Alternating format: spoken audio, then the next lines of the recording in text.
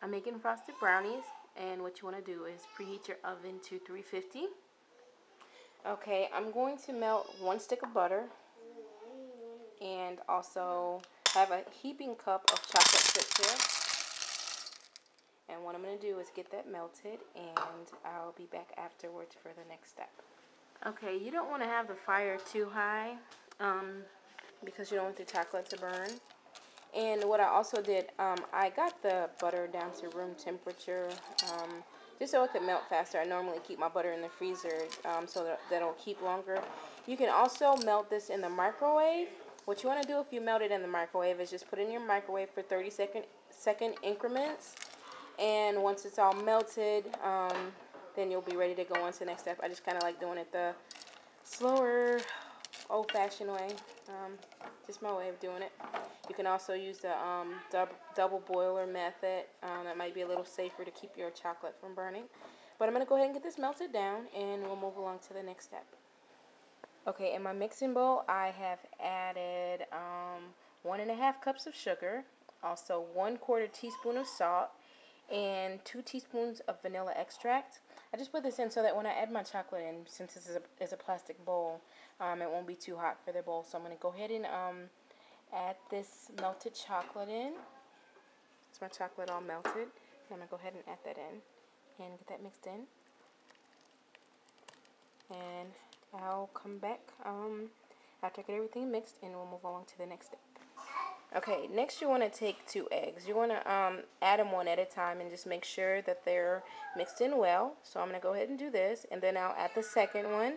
And then after I get the 2 eggs added, then I'll be back for the next step. Okay, now to this mix you want to add 1 cup of all-purpose flour. And 2 tablespoons of cocoa powder. That's 1.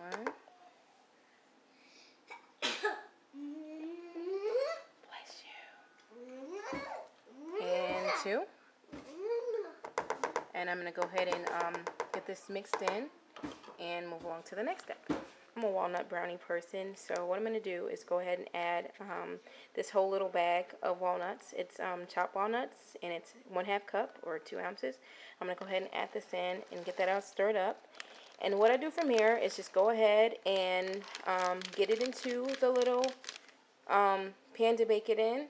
You should really use an 8-inch pan, but I actually have a 10. I don't have an 8, so I'm going to be using a 10. And then again, you're going to go ahead and put that into your oven, which is set at 350. And while that's going, I'm going to go ahead and make some frosting for these brownies as well. I put the brownie batter here in a 10 by 10 pan. Again, you should use an 8-inch. And what I did was just spread it out to the edges. Now you can use non-stick spray and parchment paper if you'd like to keep it from sticking. I personally like to use butter because I like the way it makes the edges taste. So I'm going to go ahead and get this in my oven, which is set at 350, for about, let's see, about 35 minutes. You don't want to do it too long. Under baking is better than over baking. So I'm going to go ahead and get this added in, and we're going to get to the frosting for this. In my food processor, I have 1/2 cup of butter. It calls for unsalted butter, and 1/2 cup is the equivalent of 1 stick. I also have 2.5 cups of confectioner sugar, which is powdered sugar. I have 1 cup of 1/2 cup of cocoa powder. Again, that's 1/2 cup of cocoa powder. 1 teaspoon of vanilla extract, a pinch of salt. And what I'm going to do, I have half and half in my measuring cup here. Just has a little cocoa powder still in it. But what I'm going to do is, you want to take a 1/4 cup of half and half. And you just want to add it, and you might need to add a little more, a little less, depending on the consistency that you want it. So I'm going to go ahead and start getting this added in, get the processor turned on, and get this slowly added in until it's at the consistency that I want it. Okay, here I have my frosting. I ended up adding even probably less than 1/8 of a cup of the half and half because my butter was already softened. I had left it sitting out.